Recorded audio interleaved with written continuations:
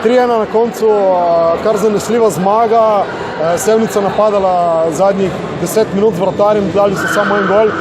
Vi ste pa zgrešili kar nekaj priložnosti, da bi lahko bila zmaga še bolj izdatna.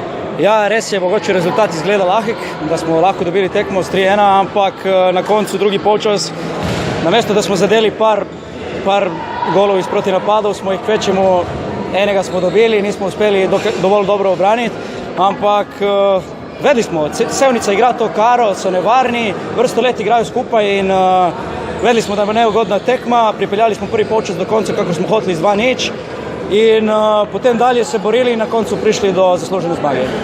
No, vsaka tekma bo borba. Res je, smo mladi, predvsem na novo sestavljeni.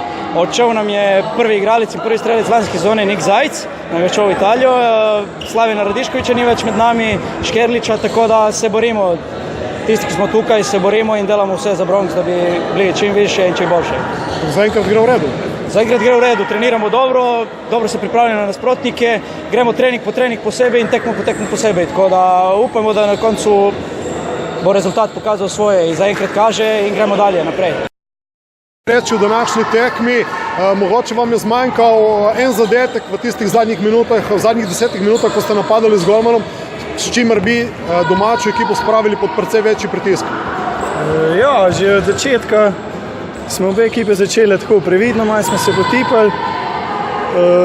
Imeli smo tudi dve take pol priložnosti, žal tista zadnja žoga pol ni točna, da bi mogoče lahko tudi povedali celo.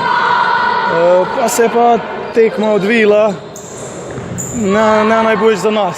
Dobili smo malo pocen gol, pa je pa treba nasprotnika skozi loviti, je pa težko, ker pač izhajamo iz obrambe bolj.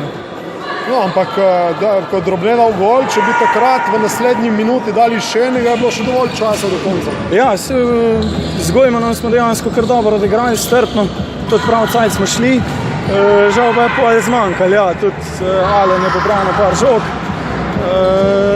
žal se ni šlo, ja, škoda.